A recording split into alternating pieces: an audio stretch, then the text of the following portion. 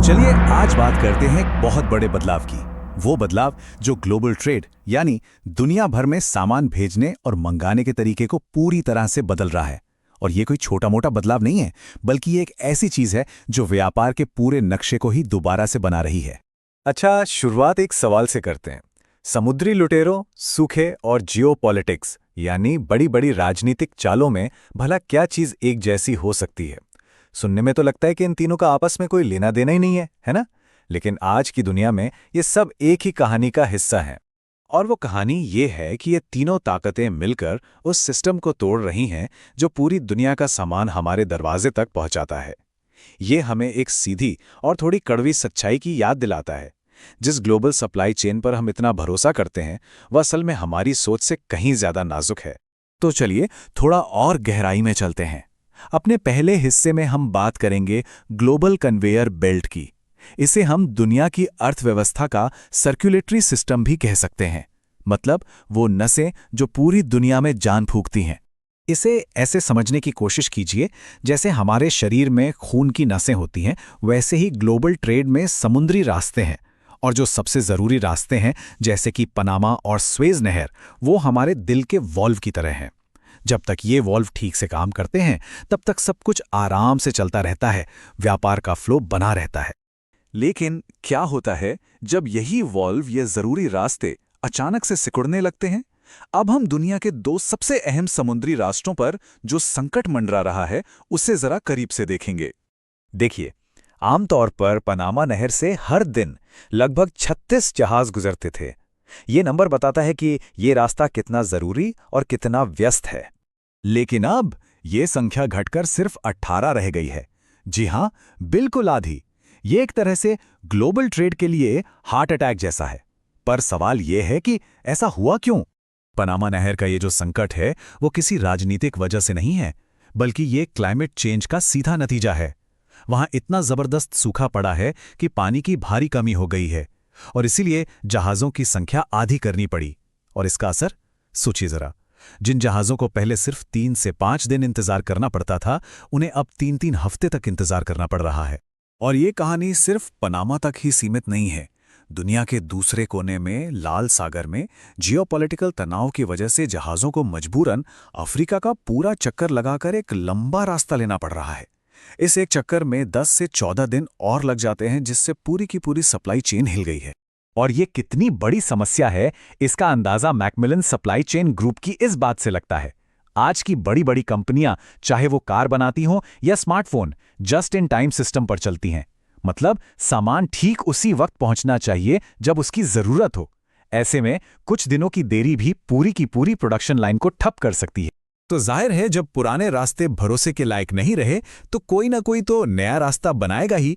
और इसी खाली जगह को भरने और ट्रेड का एक बिल्कुल नया नक्शा बनाने के लिए एक बहुत बड़ी ताकत आगे आ रही है। चलिए अब नजर डालते हैं चीन के बहुत ही महत्वाकांक्षी project belt and road initiative पर।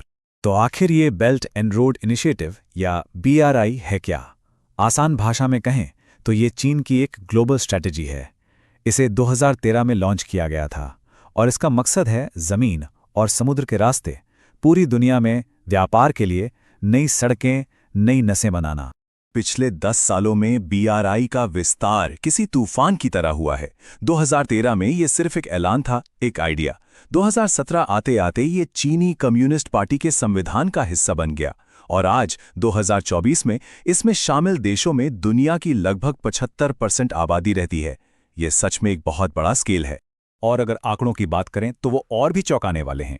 BRI में शामिल देश सिर्फ दुनिया की 75% आबादी ही नहीं, बल्कि दुनिया की कुल GDP का 50% से ज्यादा हिस्सा भी बनाते हैं।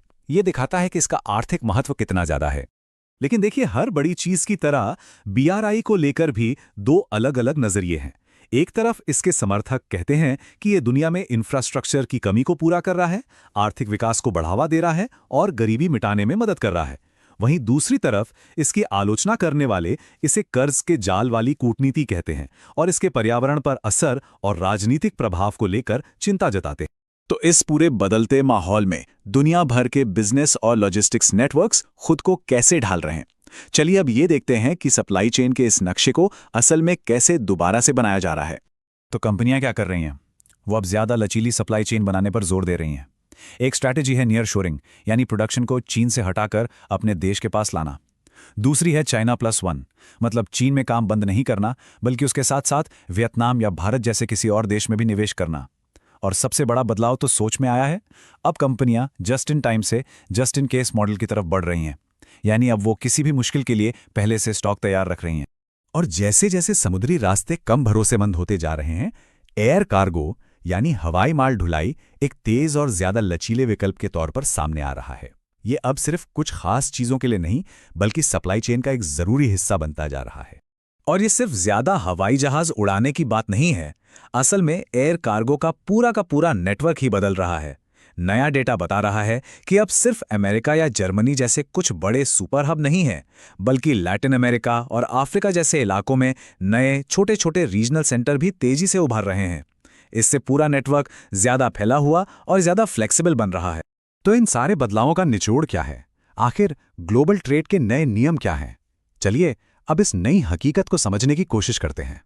तो आज के ग्लोबल ट्रेड के नए नियम कुछ ऐसे हैं। पहला, जियोपॉलिटिकल रिस्क अब सिर्फ एक खबर नहीं बल्कि बिजनेस की लागत का एक हिस्सा है। दूसरा, अब सिर्फ तेजी से काम करने पर नहीं बल्कि किसी भी मुश्किल से निपटने की क्षमता पर ज्यादा जोर है। व्यापार के रास्ते अब ज्यादा बढ़ रहे हैं और रीजनल हो रहे हैं। रफ्तार और लचीलापन सबसे जरूरी हो गया है। और आखिर में इस सबसे निपटने के लिए डेटा और टेक्नोलॉजी का इस्तेमाल अब जरूरी हो गया है। और यहीं आकर हम इस चर्चा के सबसे बड़े और शायद सबसे जरूरी सवाल पर पहुंचते हैं। जब ग्लोबल ट्रेड का यह नक्शा दोबारा लिखा जा रहा है, तो इस बार कलम किसके हाथ में होगी? ये एक ऐसा सवाल है जिसका जवाब आने वाले दशकों में दुनिया की तस्वीर तय करेगा। इसी सवाल के साथ आज की चर्चाएं यहीं समाप्त करते हैं।